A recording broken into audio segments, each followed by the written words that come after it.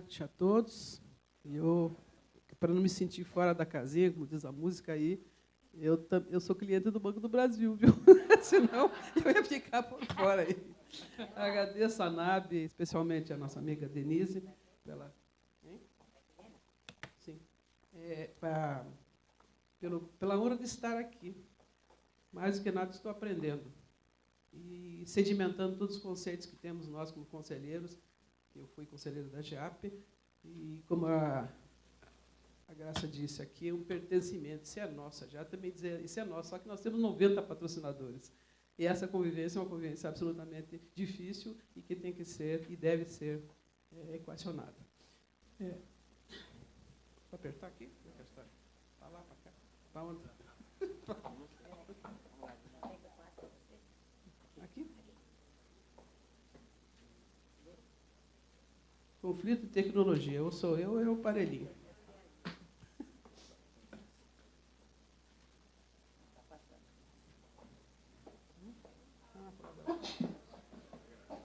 Era conflito mesmo.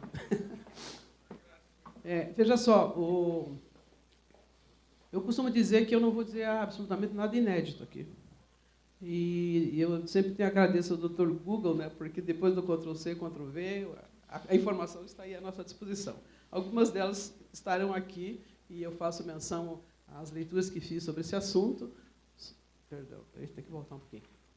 Epa, como é que eu volto, moço?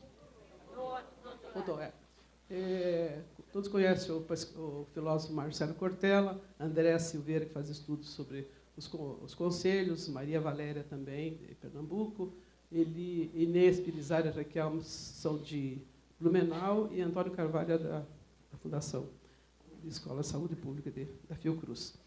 Estudei, li o que eles diziam sobre esse assunto, vou tentar ser breve, porque o negócio é difícil mesmo. Então, cito também o escritor catarinense que mora em Curitiba, que chama-se Cristóvão Tesa. Ele fez um artigo lá no jornal, lá em Curitiba, na Gazeta do Povo, dizendo que ele tinha dificuldade tanto de ser ouvinte de palestra quanto de ser palestrante. E que, às vezes, ele chegava à conclusão que ele saía da palestra sem ter levado uma única frase bem fundamentada e nem ter deixado. Eu espero deixar, pelo menos, uma frase, se é que for feliz, tiver a felicidade de ser objetiva. Cortella fala sobre agrupamentos. Eu vou dar uma filosofada sobre o assunto de conselhos e de agrupamentos. Agrupamento tem os objetivos coincidentes, mas ele não tem formação, às vezes não tem proteção social, é aleatório, pode participar. Nós vimos um grupamento muito expressivo, que é para nós agora o que aconteceu em junho, mas ele pode voltar a se rearranjar. Quando ele passa a ser arranjado, ele já faz parte de uma comunidade. A comunidade pode ser também geográfica, quanto pode ser dentro de uma organização, como é o caso do que acontece no Banco do Brasil com as suas próprias organizações. Mas os histórias do momentos de democratização, que se iniciaram na década de 70 e 80, embora dentro da ditadura, e às vezes as pessoas não gostam de falar de ditadura, mas está lá a história é história. A história a gente não inventa, ela só repete. Eu gostaria de chamar a atenção para o item 3, especificamente sobre saúde. Foi na década, se não me engano, de 84 e 85, e eu estou falando disso porque a gente é dinossauro e participou da história, que as ações integradas de saúde começaram a fazer esse movimento de agrupamento das instâncias de governança de saúde. Federal, estadual e municipal. Era tudo separado, cada um fazia sua parte, etc. As ações integradas de saúde, que foi vinda de uma frase, essa frase pode ficar para os senhores, que essa não é minha, do ex-ministro Hélio Beltrão, que era um homem preocupado com desburocratização e com atendimento, com acesso, com facilidade de acesso. E ele disse: não existe doente federal. O doente é aquele pedacinho da cebola que o doutor Balestrin falou. Está lá dentro, está no município. É ali que ele tem que encontrar facilidade de acesso. Depois das ações integradas, vieram o sistema unificado e descentralizado de saúde, pelo fato da Constituição mesmo prever essa descentralização assistencial, e depois o SUS, em 1990, com a legislação. Então, os conselhos, eu vou repetir, são espaços contra-hegemônicos, é um entendimento, que podem exercer poderes governamentais ou estatais, distinguindo-os de outros organismos de natureza estritamente civil. O Conselho Nacional de Saúde, que tem poder deliberativo, ele é uma ação da sociedade na busca da convergência do que é que as instituições formais querem sobre saúde. Ali se discute, é isso que nós queremos também? Então, esse é o espaço de discussão. E os governos podem usar os conselhos tanto a favor da sua hegemonia, quanto a favor de uma expansão da democracia, né? É o espaço de uma grande discussão sobre determinados assuntos, que é uma concepção do professor, do Dr. Antônio Ivo Carvalho, que é da Escola Nacional de Saúde Pública, né, professor?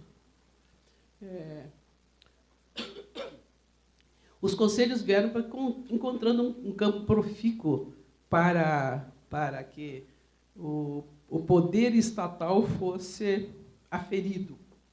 E encontrou esse espaço formal, a própria organização da legitimidade aos conselhos, sobretudo os de saúde, que a minha leitura foi um pouquinho anterior à sua. Lá em 1937 já encontrei alguma coisa em termos de organização de conselho de saúde, embora não deliberativo, só apenas consultivo, mas já um esboço nesse sentido.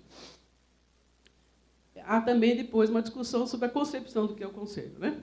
Há uma visão de consenso, é uma visão de que o conselho é o consenso, deve representar um consenso.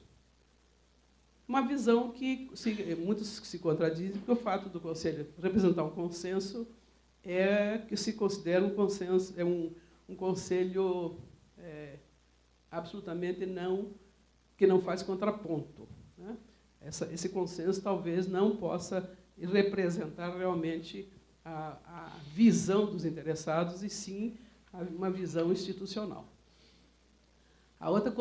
O conselho também pode trazer em si, fechar a si, a disputa de poder. Um conselho nunca é feito de uma pessoa ou duas, mas sim de um conjunto, né? Um conjunto representante da sociedade, estou falando genericamente. E, além do conjunto de representantes da sociedade, de indivíduos que pensam de forma, às vezes, diferente, né? E essa contradição é salutar, né? Mas a visão que se tem dessa contradição, que às vezes se dissocia do tema fundamental da razão de ser do Conselho, para ser um campo de debate político e de forças antagônicas, que às vezes nem sempre convergem para o que é necessário para a comunidade. A outra, que é uma visão absolutamente negativa, é de que o Conselho é negativa, que ele representa apenas uma mão do poder da burguesia. Essa é uma concepção que colocamos porque ela passa por os estudos nesse sentido, mas não é uma visão democrática, né? Bom, o conselho, claro, são formados de conselheiros. Às vezes, a boa vontade do conselheiro se contrapõe à necessidade de habilitar-se. Isso é uma coisa que a gente tem que sempre colocar, como a minha experiência pessoal me recomenda que fale sobre isso. O conselheiro pode ter o melhor das boas vontades, mas ele tem que se habilitar para a função, para aquela função, dentro da sua organização, dentro do destino da sua instituição. Ele tem que se habilitar. Ele tem que saber identificar as demandas prioritárias, ele tem que saber fazer negociação com os gestores, a reunião de pauta, garantir a governabilidade, porque alguns conselhos deliberativos eles são apensos a uma estrutura formal de direção, então tem que permitir que haja governabilidade, depende, às vezes, dos atos do conselho, essa governabilidade. A diferença entre os conselhos deliberativo e consultivo, o senhor já sabe. E eu fiquei absolutamente encantado com a posição do Ricardo Maeda, né, em sendo um conselho consultivo, na realidade essa é a função, e ter essa expressão e de simpatia até do auditório, que é a coisa mais bonita que existe realmente, é você ter essa dedicação voluntária, né? Os conselhos deliberativos, remunerados ou não, eles acabam sendo parte de uma estrutura formal da instituição. Não é aquela, né, vem construído, às vezes, de grupos, etc. Não é aquela da ação pessoal. Parabéns. Sabe? Bom, a composição, às vezes, desses conselheiros, como isso é leitura minha, como eu disse, é o Ctrl-V, é o Ctrl-C, o Ctrl-V. Ele, às vezes, se distancia um pouquinho dos representados. Nem sempre o representante está muito próximo do representado.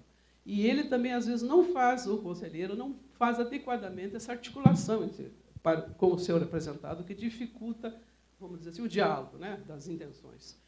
Outra das queixas negativas do Conselho, às vezes, a dificuldade de renovação, embora existem legislações que especificam direitinho os mandatos, 2, 3 mandatos, um só, mas muito principalmente nos conselhos em que são voluntários, há dificuldade de achar pessoas que se renovem. Discutiu-se lá na JAP também a possibilidade, porque lá é um fundo de pensão e está sendo segregado agora, está sob intervenção, fazendo segregação de saúde com previdência. E se pensou de que poderia ser o conselho deliberativo remunerado. Aí, a nossa grande crítica lá dentro de não ser remunerado, para não ser remunerado, é que remunerado ele vai encontrar muita gente. Não remunerado, só aqueles que têm intenção de trabalhar pela causa. Muito bem. Então, às vezes, essa renovação tem a ver com essa posição de ser ou não remunerado. Outra coisa que se observa em alguns conselhos é a ingerência política mesmo, em indicações, etc., que acaba, vou usar uma palavra bem agressiva, manietando alguns comportamentos de conselheiros, né?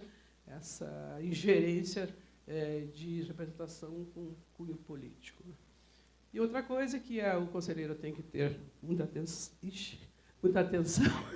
faz de conta que eu não vi, é não interferir na gestão, que é uma grande tendência do conselheiro interferir na gestão, né? Bom, o que se precisa realmente é o bem comum, identificar o bem comum, e essa é a principal. Eu fico feliz em repetir uma frase que a Denise falou agora bastante nesses 2 dias. Eu acho que aqui estão, todos que estão aqui, é a turma do bem. Gostei de ouvir isso, porque nós precisamos fortalecer a turma do bem. Todos nós temos que fortalecer as lutas sérias e a turma do bem. Então, qualquer que tenha sido uma crítica à formação, às dificuldades, não deve inibir que nos unamos para que façamos o trabalho que tem que ser feito em termos de controle social. A parte negativa não deve inviabilizar a sua existência. Então, eu fecho uma frase do que se tem como conceito de conselho social, que eu abrangi desses Ctrl-C e Ctrl-V, viu? Então, entende-se, afinal, que o controle social é um dos exercícios mais democráticos de participação dos interessados na construção e na melhoria dos benefícios ou serviços dos quais depende o uso. E, sobretudo, deve ser o contraponto de uma possível hegemonia institucional. Obrigado.